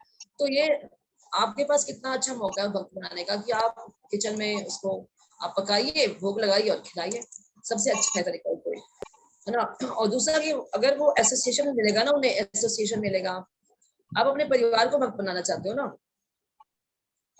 है ना, ये मतलब पूछेंगे। हाँ जी माता जी की वो भी थोड़ा भले ही उतने लेवल पे ना जाए, लेकिन जैसे हमको सपोर्ट करें कि हम जितना भी कर रहे हैं उन चीजों को क्रिटिसाइज ना करें, या वो बहुत प्रैक्टिकल होते हैं, कई बारी वो नहीं आती है उनको समझ में चीजें, तो उसके लिए अपने माता जी। व्यवहार अपने व्यवहार से सिखा सकते हो आप, आपको टॉलरेंट होना पड़ेगा, और मतलब उनको क्रिटिसाइज मत कीजिए, लेकिन क्योंकि कभी हम भी तो नॉन डिवोटी थे, हम थोड़ा पैदा माँ के घरों में पैदा होते ही हम डिवोटी बन गए थे, नहीं ना, हम भी तो कभी नॉन डिवोटी थे, हमें पता है ना वो लाइफ भी कि हम भी नॉन डिवोटी थे, हम क्या क्या गुल खिला के आए हैं खुद ना। जी माता जी। तो हमें अब दोनों प्रॉस एंड कॉन्स पता है ना, हम मेटेरियल लाइफ भी देख चुके हैं और स्पिरिचुअल लाइफ भी हम आए, अब हम तो अब भक्त बने हैं ना, हम तो पहले तो हमने भी सारी वो करे है ना, वो कहते हैं ना मोगला प्रभु जी तंगड़ियां तोड़ी हैं हमने तंगड़ियां तोड़ी हैं, हमने भी सारे पाप किए हैं, सब पाप करके आए हैं हम लोग ना, जैसे 900 चूहे खा के बिल्ली हज को चली गई, ऐसे भी कहते हैं, अरे इस कॉमेडी बटी ऐसे 900 चूहे खा के बिल्ली हज को चली, खा पी के सब आ रहे, ठीक है, हमें वो लाइफ भी पता है ना, हम दोबारा मुड़ के नहीं देखेंगे कभी उसको। हमारा कभी मन करता है, जो लोग अब भक्ति में आ गए हैं उनका मन करता है कि वो प्याज लहसुन खाएं, उनका तुच्छ लगता है उसको, लगता है क्योंकि हायर टेस्ट मिल गया ना, जब हमें हायर टेस्ट मिल जाएगा ना तो लोअर टेस्ट अपने आप चला जाएगा। जैसे एक मान ली लकीर है, छोटी लकीर है, आप बिना मिटाए बिना काटे आपको बड़ी लकीर, तो आप उसको छोटा करना है, कैसे बनाओगे, एक बड़ी लकीर खींच दो, वो अपने आप छोटी हो जाएगी, है ना, छोटी लकीर को हमने टच नहीं किया, हमने बड़ी लकीर खींच दी, वो अपने आप छोटी हो गई, हमने काटा भी नहीं, छेड़ा भी नहीं।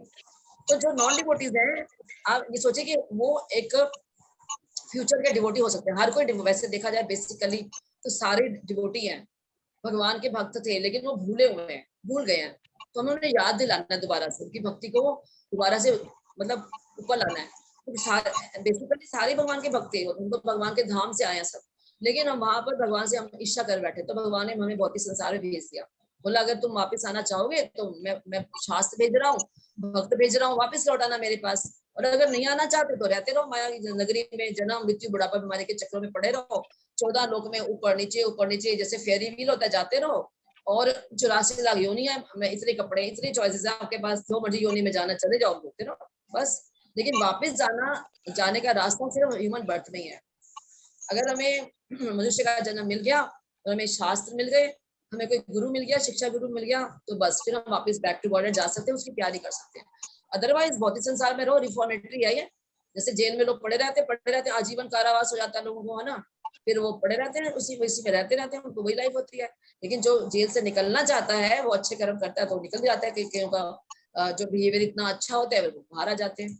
तो हमें भक्त बनाने के लिए बहुत मेहनत करनी पड़ती है, उसके लिए आपका बिहेवियर बहुत इंपॉर्टेंट है। एक हमारी लड़की है शीतला कीर्ति, उसके घर में कोई भी नहीं था, भक्त बताती है कैसे उसका आप जर्नी देखो, ऐसे बहुत से भक्तों की जर्नी है, आप देखना उसका शीतला कीर्ति का, उसने बताया सारा, वो बहुत रोती थी अपने अकेले आके कमरे में, उसको बहुत कुछ सुनना पड़ता था, पर उसने टॉलरेट किया, उसने कहा मैं अपने बिहेवियर से इनको चेंज कर सकती हूँ, वो टॉलरेट रही, कूल रही, आज सारा परिवार उसका भक्त है, सारा परिवार, बहनें सारी, और उसकी मदर इन लॉ सब पूरा भक्त, पति भी बन गया, सब भक्त। किसी समय में बहुत परेशान थी, ऐसे बहुत हिस्ट्री आप देखो, आप बैक टू बॉर्डर मैगजीन में कई आते हैं केसेस, एक आदमी था, एक वो बहुत टॉर्चर करता था अपनी वाइफ को, उस औरत ने बहुत सा भगवान से लेकिन प्रे करती रही कि मेरे पति को भक्त बना दो, पति को भक्त बना दो। अब भक्त बन चुका है वो, पहले टॉर्चर करता था, मारता था, पीटता था उसको, कहता था तू खा प्याज लहसुन मेरे लिए मीट बना, क्यों नहीं बनाती है, तू बदल गई है। बैक टू बॉर्डर मैगजीन में आया उसका आर्टिकल, आज वो भक्त बना, देखिए वो भक्त, दीक्षित भक्त है वो प्रभु जी को। तो ये हिस्ट्री है कहीं ना, अगर आप टॉलरेंट रहते हो ना, आप उसको क्रिटिसाइज मत करो। कभी हम भी तो करते थे, कभी तो अब प्रभुपाद जब गए थे अमेरिका में, तो वो उसी फ्रिज में वो रखते थे प्रसाद, और उसी फ्रिज के अंदर नॉनवेज भी रखा होता था। अब क्योंकि उन्होंने सपोर्ट किया, उन्हें एक बेस दिया है, गोपाल के घर में जब रहे थे, सहेली के घर में रहे थे, तो उनको प्रभुपाद ने कभी क्रिटिसाइज नहीं किया कि तुम मांसाहार करते हो, तुम तो बिल्कुल पापी हो, तुम छोड़ दो, ऐसा नहीं कहा। तो उन्होंने क्या करा, हमें मौका दिया ऐसा, हमें भी टॉलरेंट होना और अपने बिहेवियर से उनको आप सिखाइए, ठीक है। जी माता जी, थैंक यू सो मच माता जी, दंडवत प्रणाम। और कोई प्रश्न है किसी का? मनोज मिश्रा। मनोज हरे मिश्रा। कृष्ण माता जी, दंडवत प्रणाम। प्रणाम प्रभु जी।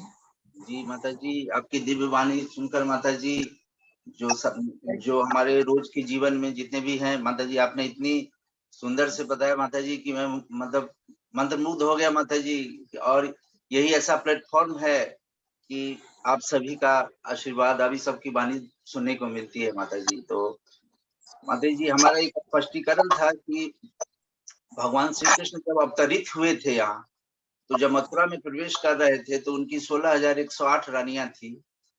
तो कल मैं भागवतम में माता जी पढ़ रहा था तो मन में ये हुआ कि जब तक भक्तों से उसका स्पष्टीकरण न हो, मन में भावना होती है। तो माता जी इसके लिए उसमें एक ये दिया हुआ है माता जी कि जितनी भी रानियां थी वो सभी दिव्य आत्माएं थी, मुक्त आत्माएं थी। तो जब भगवान जब मथुरा में प्रवेश कर रहे थे तो उन सभी रानियों ने भगवान को आकर्षित किया अपने हाव भाव से, लेकिन भगवान चूंकि त्रिगुणातीत हैं, इसी कारण उनसे प्रभावित न हुए। तब उन्होंने भक्तिमय सेवा के द्वारा भगवान को प्रसन्न किया और भगवान जो है उन्हें पतिव्रता स्त्री के बदले पत्नीव्रता पति के रूप में पृथक पृथक रूप में उनके साथ हुए। तो माता जी यहाँ पर ये उठता है कि जब ही सभी रानियां दिव्य आत्माएं थी तो उनको अपने हाव भाव से भगवान को आकर्षित करने की आवश्यकता क्यों पड़ी, जबकि वो दिव्य भक्तिमय सेवा में पूर्णता प्राप्त करते हुए दिव्य पद पर थी। तो माता जी यही स्पष्टीकरण चाहते। हाँ, आपने कहा कौन चैप्टर से पढ़ा है? कृष्ण बुक से पढ़ रहे ना? जी माता जी, भागवतम का 11वां अध्याय का 37वां श्लोक था, उसका लास्ट 11वां अध्याय का लास्ट है, 3-4 पेज। अच्छा, हाँ। तो भगवान जब द्वारका में जाते हैं ना, भगवान की 16,108, ऐसे तो मुख्य रानियां भगवान की जो 8 है, 8। जैसे भगवान का विवाह हुआ, आपको पता ही है कि श्यामंतिका ज्वेल के कॉन्टेक्ट में जब आए, जब ढूंढने के लिए गए श्यामंतिका ज्वेल को, तो जामवती से विवाह हुआ, फिर सत्यभामा से विवाह हुआ भगवान का, रुक्मिणी से तो पहले हो चुका था, है ना। तो इस तरह से भगवान ने जो विवाह किया वो 8 रानियों से किया मुख्य। 16,100 जो वो थे वो तो उनको मतलब करनी पड़ी शादियां, क्योंकि वो रानियों का अपहरण हुआ था, वो लड़कियों का अपहरण हुआ था ना। भौमासुर ने अपहरण कर लिया था, उन सबको बंदी बना लिया था। तो अब ऐसा होता था पहले, ये वैदिक सिस्टम में क्या होता था, अगर कोई किसी का अपहरण कर लिया ना, वापस घर नहीं जा सकती है, क्योंकि वो एक्सेप्ट नहीं करते थे उसको, कि वो सोचते थे अपवित्र हो गई। लेकिन उन्हें ये पता था कि भगवान तो कितनी भी शादियां कर सकते हैं, तो उन्होंने भगवान से प्रार्थना की कि हमें एक्सेप्ट करो, हमें अपनी पत्नियां बनाओ। तो भगवान ही थे जो इतनी सारी रानियों से, इतनी लड़कियों से शादी कर सकते थे। तो भगवान ने उन सबको एक्सेप्ट किया, है ना। तो उन्होंने ये भी कहा कि हम चाहे दासियां बना के रख लो, हमें कोई प्रॉब्लम नहीं है, हम आपके पास रहना चाहते हैं, हमें कोई घर वाले एक्सेप्ट नहीं करेंगे अब। तो भगवान ने एक तरह से कृपा दी, कृपा करी भगवान ने। और भगवान तो भोक्ता राम है, यज्ञ तपस्याम सर्वलोक महेश्वरम, है ना। भगवान से बड़ा कोई है नहीं। और भगवान अपना एक्सपेंशन कर सकते हैं, कितने भी भागों में डिवाइड कर सकते हैं अपने आप को। तो भगवान ने अपने रूप को 16,108 में जो है एक्सपेंड कर लिया, और भगवान ने 16,108 महल बना दिया अलग अलग। उन सब महलों में भगवान अपनी एक एक रानी के साथ रह रहे हैं, है ना। और अब स्त्री तो अपने पति को आकर्षित करती है, डेफिनेटली करती है, क्यों नहीं करेगी, उसको उसका हक है। पत्नी तो के पास माधुर्य रस भी तो है ना, सारे रस है। पत्नी जो है, पत्नी के जो रोल है वो हस्बैंड के साथ जो है ना, वो सब तरह के रस है उसमें। माधुर्य रस के अंदर पीछे वाले रस भी आ जाते हैं, शांत रस, दास्य रस।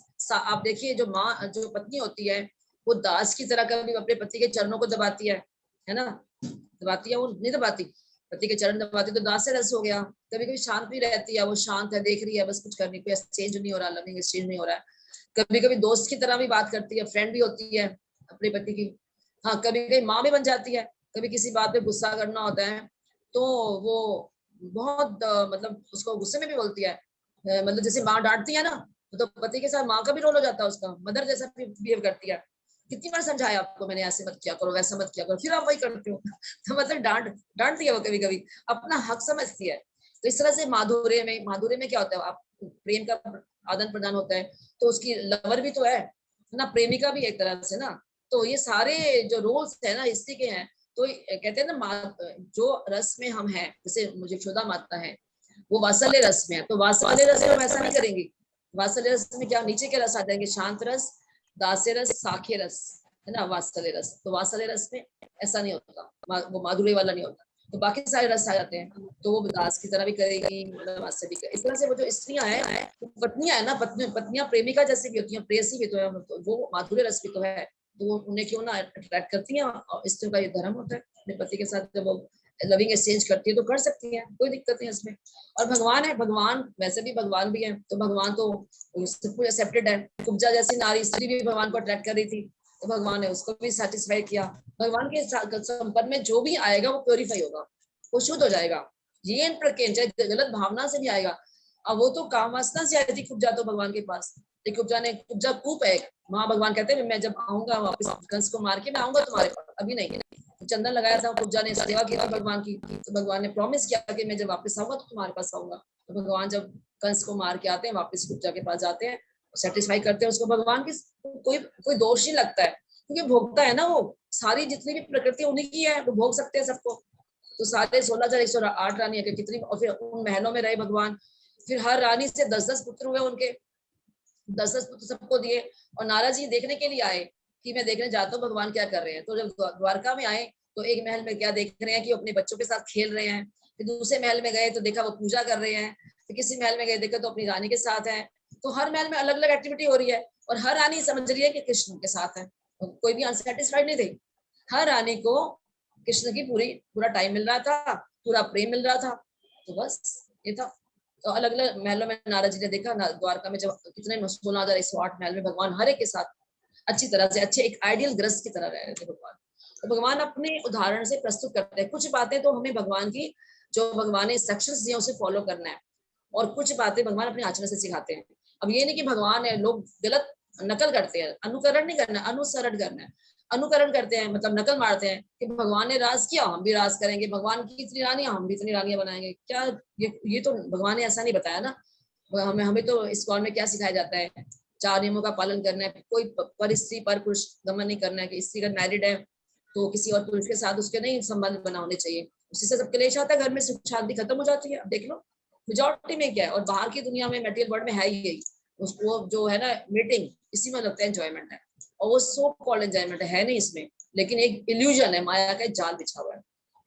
तो ये जो स्त्रियां करती हैं, ये जो द्वारका में जो रानियां करती थी, ये उचित है, उनके लिए उचित है, ये कोई प्रॉब्लम नहीं है। ऐसे भगवान अट्रैक्टेड आते हैं, घर में रहते हैं, ऐसे पति एज ए आदर्श गृहस्था की तरह रह रहे हैं ना, इसलिए। ठीक है, और कोई प्रश्न किसी का? हरे कृष्णा। हरे कृष्ण। आप सभी हरे लोग कृष्ण। अपने आप को अनम्यूट करके प्रश्न पूछ सकते हैं। माता जी अभी एक चैट पे एक प्रश्न आया है कि मैरिज के बाद क्या हम घर के बाहर जाके काम कर सकते हैं, एंड उसके बाद फिर फर्दर क्वेश्चन है कि क्या इससे हमारे डिवोशनल लाइफ पे इम्पैक्ट पड़ता है। देखिए, पहला जो आंसर है फर्स्ट, अगर फाइनेंशियल प्रॉब्लम नहीं है तो कोई जरूरत नहीं है। अगर आपके फाइनेंशियल इश्यूज सॉल्व हो जाते हैं तो इससे को बाहर नहीं जाना चाहिए। लेकिन अगर फाइनेंशियल प्रॉब्लम्स है ना, इश्यूज हैं कि हस्बैंड इतना अच्छा नहीं कमाते हैं, कम उनकी कमाई इतनी है कि घर चलता नहीं है, या इतने ज्यादा प्रेशर है, तो आप फिर कर सकते हैं, फिर स्त्री को अलाउड है, फिर उसको अपनी साधना के लिए टाइम जो है निकालना पड़ेगा, उसको जल्दी उठना पड़ेगा, उसको बहुत मैनेज करना पड़ता है, इतना आसान नहीं है। और फिर घर में भी एक्सपेक्टेड है कि घर में जब आए तो घर में भी संभाले, घर भी संभाले, बच्चे भी संभाले। कई बार तो बहुत परेशान हो जाती है इसलिए, बहुत दुखी हो जाती है, और उसको टाइम नहीं मिल रहा होता है, इतनी ज्यादा टाइट हो जाती है कि उधर से वर्कलोड बॉस का, एक बॉस बाहर भी है, एक बॉस घर में भी है, घर भी पति भी एक्सपेक्ट करता है, बच्चे भी एक्सपेक्ट करते हैं कि वो समय बिताए, उसके पास समय नहीं होता है, और बाहर भी जाती है तो बॉस कहता है कि काम पूरा करे, तो दोनों तरफ से प्रेशर आता है उसके ऊपर। तो इस कई बार वो टेंशन, वो डिप्रेशन में भी चली जाती है, इतना टेंशन होता है। तो इसलिए अच्छा, फर्स्ट तो मैं ये कहूंगी कि वो अगर हस्बैंड की अच्छी इनकम है या उसको फाइनेंशियल इशू नहीं, अपने आप को सिंपल रखे। जरूरी है उसको बड़ी बड़ी गाड़ियां और बड़े बड़े चीजें लेनी है, या बहुत ही फैशन की चीजें लेनी है। जो डिवोटीज होते हैं तो सिंपल रहते हैं, ना तो उनको मेकअप की जरूरत है ना, मेकअप, इतना मेकअप क्या करना है उसको, उसको तो बहुत ही कम चीजें चाहिए होती हैं। उसे अपना बस प्रसाद बनाना है, भगवान की सेवा करे, है ना, सिंपल रहे, तो कोई इतनी जरूरत भी नहीं है ना। तो इसलिए लिख के मत बोलो, क्वेश्चन जो है ना आप बोल के बोलोगे ज्यादा अच्छा है, अभी 1 by 1 बोलो। तो मैं ये कहना चाहूंगी कि कोई ऐसी रोक टोक नहीं है कि आप जॉब नहीं कर सकते हो, आप जॉब करो, ऐसा जॉब ढूंढो फिर जिसमें बहुत ज्यादा टाइम ना देना पड़े आपको, आप कम टाइम समय में ही कर लो। जैसे टीचिंग जॉब है, टीचिंग जॉब स्त्रियों के लिए बहुत स्वाभाविक है, क्योंकि वैसे ही बच्चों की गुरु होती है, पहली गुरु होती है, ट्रेनिंग देती है बच्चों को, तो बच्चों के साथ, छोटे बच्चों के साथ खुश भी रहती है वो। तो अगर वो स्कूल कोई ज्वाइन कर ले या ट्यूशंस पढ़ाए, है ना, घर में वर्क फ्रॉम होम भी कर सकती है ना। सेकेंड ऑप्शन ये है कि वो बाहर जाए ही ना, वर्क फ्रॉम होम कर ले, कुछ टाइम दे दे घर में, घर से बैठे बैठे सपोर्ट कर सकती है, ये भी कर सकती है ना। और तीसरा है कि वो मतलब कम टाइम दे, फिर मतलब लिमिटेड टाइम दे। ऐसा नहीं कि सुबह 9 बजे जाए, रात को 9 बजे घर में आए, तो फिर बहुत ज्यादा हो जाएगा, फिर तो उसको अपने लिए भी टाइम नहीं मिलेगा, है ना। तो उसको अपने लिए टाइम चाहिए, थोड़ा घर के लिए टाइम मिलेगा उसको, तो वो टाइम मैनेजमेंट से उसको फिर करना पड़ेगा अगर जरूरी है जाना तो। ठीक है, ओके। एक क्वेश्चन अभी आया था, उनका हम बच्चे हैं, पता नहीं मैं पढ़ नहीं पाई ठीक से, पूछ सकते हैं। माता जी ने लिखा है कि माता जी अगर हम छोटे बच्चे हैं और हमारी फैमिली के मेंबर्स ढोंगी गुरु को मानते हैं तो क्या करें? आप सभी से अनुरोध है कि आप अपने आप को अनम्यूट करके क्वेश्चन पूछ सकते हैं माता जी। क्या क्या बच्चा, छोटे बच्चे हैं और घर के लोग क्या किसी गुरु को मानते हैं? हाँ, किसी ढोंगी गुरु को मानते हैं तो हम क्या करें? गुरु को मानते हैं, अच्छा। कितने साल के हैं ये बताओ, छोटे बच्चे मतलब कितने छोटे हैं, क्लास में भूमिका वन की है? शर्मा, क्या आप अपने आप को अनम्यूट करके माता जी से इंटरेक्शन कर पाएंगे? भूमिका शर्मा, यस माता जी, मैं 16 इयर्स की हूँ अभी। छोटे बच्चे। माता जी मैं 16 इयर्स की हूँ। हरे कृष्णा माता जी। 16 ईयर के हो आप? हाँ माता जी। छोटे तो नहीं हो बेटा, 16 ईयर्स तो बड़े ही हो। हाँ मतलब बालिग नहीं हुआ भैया, लेकिन 16 ईयर काफी समझदार होते हैं बच्चे। हमारे पास तो लड़कियां हैं आईजीएफ में, आप यहाँ से कनेक्ट हो जाओ, आईजीएफ में लड़कियां हैं जो कनेक्टेड हैं। चाहे तो बड़े हो आप, तो मैं देख रही हूँ आपको बहुत ऐसे समझ रही हो, आप तो स्माइल भी कर रहे हो कई क्वेश्चंस में, देख रही हूँ आपको बहुत ऐसे। हाँ भूमिका, तो आप तो बेटा, हाँ किसी ढोंगी गुरु से अगर वो जुड़े हुए हैं घर वाले, तो आप तो उनको कुछ नहीं कह सकते बेटा। आप अगर आप समझाने जाएंगे तो वो समझेंगे नहीं, है ना। लेकिन हाँ, जिनसे आप कनेक्टेड हैं वो अगर समझाएंगे तो शायद समझ आएंगे। आप अपनी भक्ति करो, अपनी चैंटिंग करो, रीडिंग करो, है ना, आप अच्छे से करो। जब वो आपको देखेंगे ना आप सब फॉलो कर रहे हो, तो आपके बिहेवियर से वो जरूर कर लेंगे। कई बार मैंने देखा है कि बच्चे माता पिता को लेकर आते हैं। जैसे हम भक्तपुला स्कूल चलाते थे ना, तो भक्तपुला स्कूल में जो बच्चे आते थे, फिर हम वृंदावन जब जाते थे, बच्चों को भी लेके जाते थे, तो फिर उनके पेरेंट्स भी जाते थे हमारे साथ। इस तरह वो माता पिता भी भक्त बन गए। इस तरह से भी अगर आप गांव से जुड़े हुए हो, आप इस ग्रुप में कनेक्टेड हो, है ना, जैसे दीपा है और प्रभु जी, ऋषभ प्रभु जी हैं, ये समझाएं तो शायद वो समझ भी जाए। लेकिन अभी बहुत ज्यादा समझाने की जरूरत है, अभी आप उसको फॉलो करो। पहले तो कृष्ण कॉन्शियसनेस को आप अपनाओ। आप इतने छोटे भी नहीं हो कि ना समझ पाओ। हमारी जो आईजीएफ में गर्ल्स है वो 14 ईयर से शुरू हो जाती है, 14-15 ईयर से हम लोग ले लेते हैं। वैसे तो 15 ईयर्स है, कई बच्चे 14 ईयर में भी, होशियार बच्चे थे 13-14 ईयर में भी आए हैं, और आज वो 21 ईयर्स के हो चुके हैं। 7-8 साल। एक लड़की की तो दीक्षा होने वाली है अभी दिशा में लिस्ट में नाम है उसका, और वो इतनी अच्छी मृदंग प्लेयर है। एक लड़की है जो हारमोनियम प्लेयर है, इतनी अच्छी गाती है, हमारी कीर्तनिया ही बने हुई। पहले मैंने मना कर दिया था उन बच्चों को। 13 ईयर में जब वो हमारी क्लास में, मैंने कहा ये बच्चे, ये आईजीएम में तो बहुत छोटे बच्चे हैं, तो इनको तो आप भक्तपुला स्कूल में भेज दो। तो बोलते नहीं, वहीं से आ रहे हैं बच्चे, भक्तपुला स्कूल में मिसफिट है ये, इन बच्चों का जो नॉलेज है वो ऊपर है, और ये काफी कुछ पता है क्योंकि डिवोटी फैमिली से थे। तो मैंने फिर एक्सेप्ट कर लिया, मैंने कहा ठीक है चलो इनको फिर रहने दो इसलिए। तो फिर वो बच्चे बहुत अच्छे निकले, वो बच्चे ड्रामाज में भी, हर जगह में, मतलब हर फील्ड में आगे निकले, और आज वो बच्चे बहुत ब्राइट हैं। वो अभी जो एकादशी का हम लोग कीर्तन करते हैं मंदिर में, दोनों बच्चे आते हैं, वो स्कूटी चला के आते हैं बच्चे। देखो मॉडर्न वुमेन भी है, वो स्कूटी का इस्तेमाल कहाँ कर रहे हैं? मंदिर में आने के लिए, कीर्तन करने की, उनकी सर्विस है। तो दोनों बच्चे स्कूटी में आते हैं, मंदिर में आते हैं, और 10 से लेकर 11 बजे कीर्तन करते हैं मेरे साथ।